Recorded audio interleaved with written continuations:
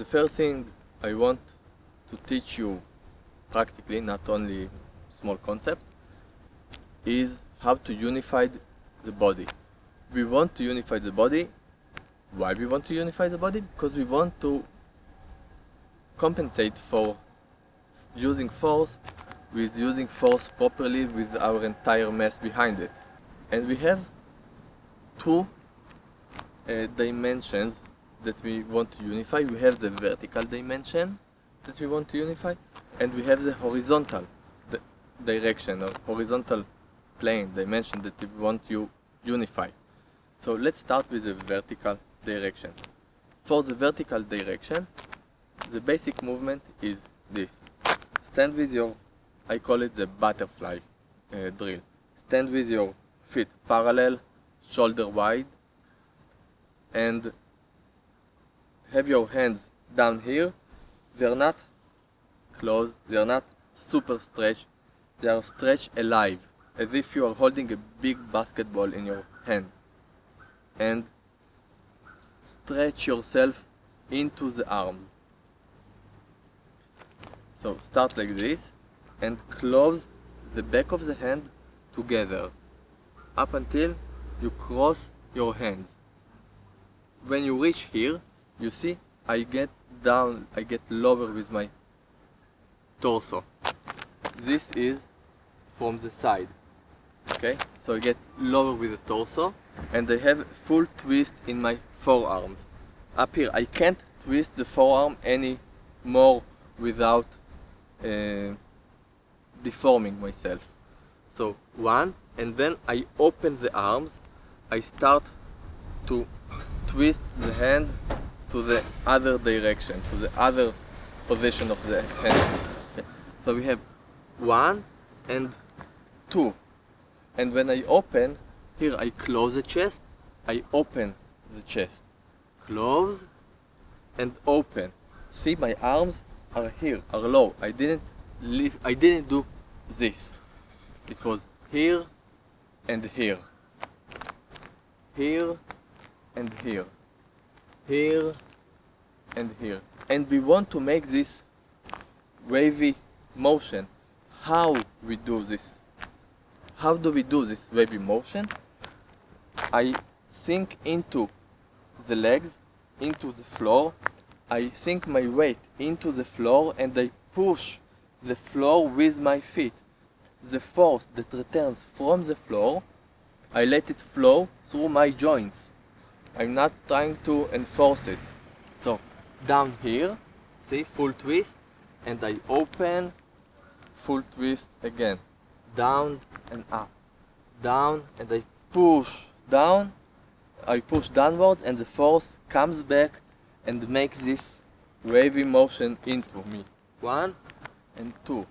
1 and 2. 1 and 2. 1 and 2. 1 and 2. And we don't do this. The knees are parallel.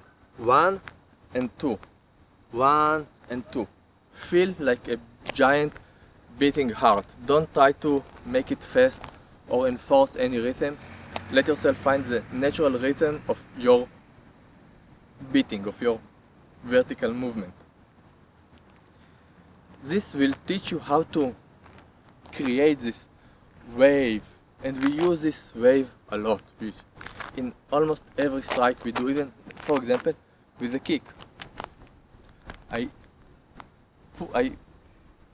take this wave energy I get from the floor, for me pushing, and I just forward it to my target. The second direction we want to unify is the hips and the shoulders. Make them work together.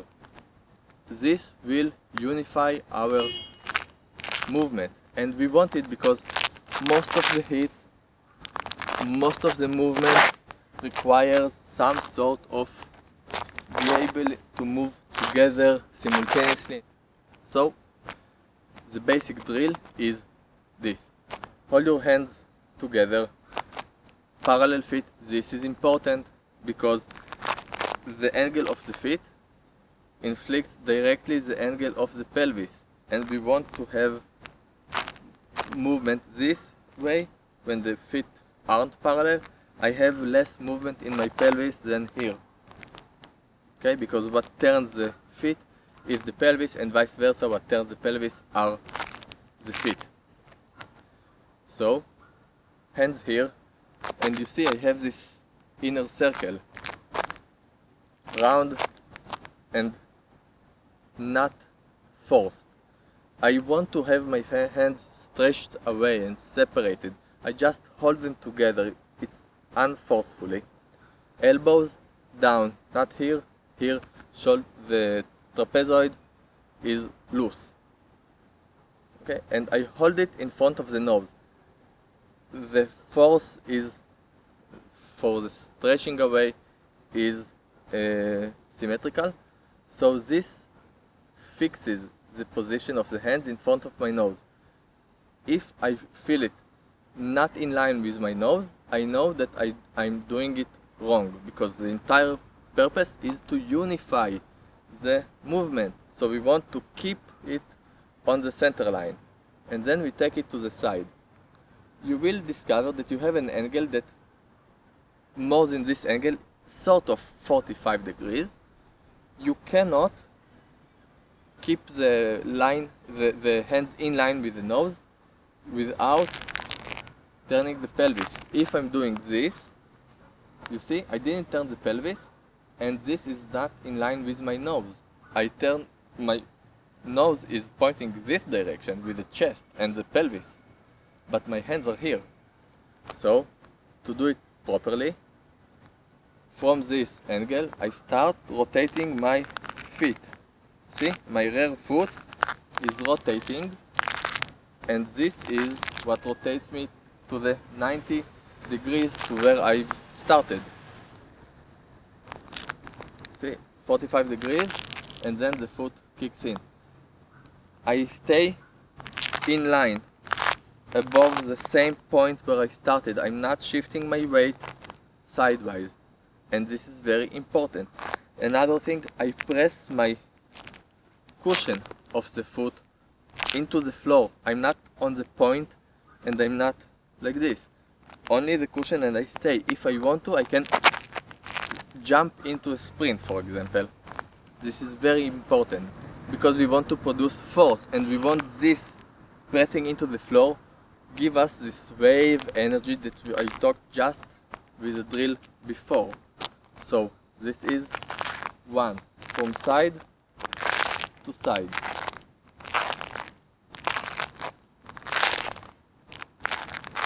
The second drill, we open up the lateral distance between our feet, and we open up the hands. Now we do the same. I want the hands be far.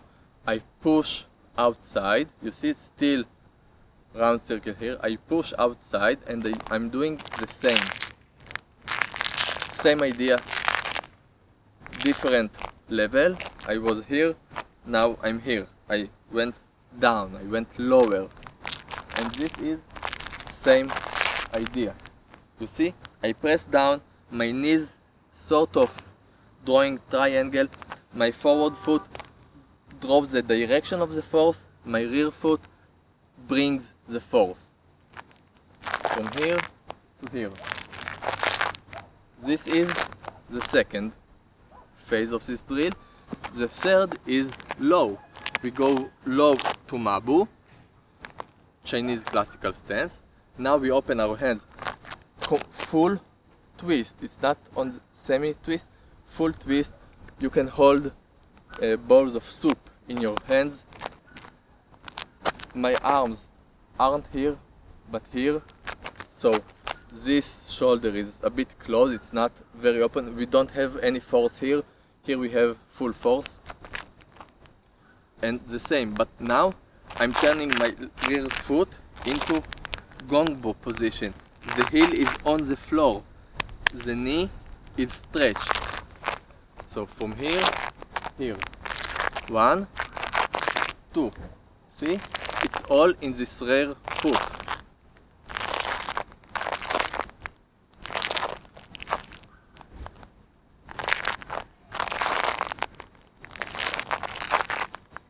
this time I have about 30 degrees angle with the rear foot, unlike with a higher stance where I turn completely 90 degrees between my feet. 90 degrees, and in the classical we have only 30 degrees and not 90 degrees. Why? Because it's impossible.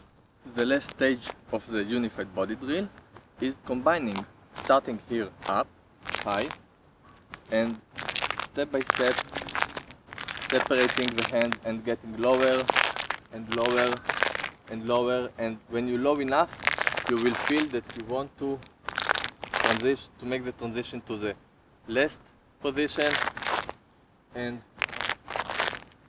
to have the lower stance. Stay as low as you can. If you can do it with this, do it with this. Work on your Mabu, Gongbo transition. Mabu, Gongbo transition. This works on the Mabu, Gongbo transition. This transition is, of course, utterly important for the producing power during combat, because we all the time make the transition from this sort of stance, which is Mabu, to this sort of stance, like when you hit. See? Rear leg, rear elbow. Rear leg, rear. See? I twist, turn, and throw the punch. Again, with my elbow. See? Almost all the attacks are actually with the rear hand and in this unified body turn position. And this is a basic drill of unified body turn. One of the ways practicing it is using the floor as feedback. You see, I stretch my legs and I'm in very wide, not classical stance. The heel is in the air and all I do is changing hand. Keep your legs as separate as possible.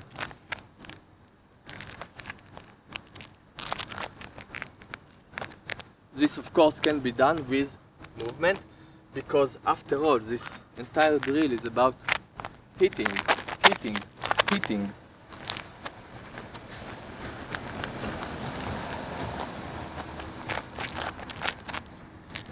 Hitting, hitting, hitting, and of course we have the reverse direction.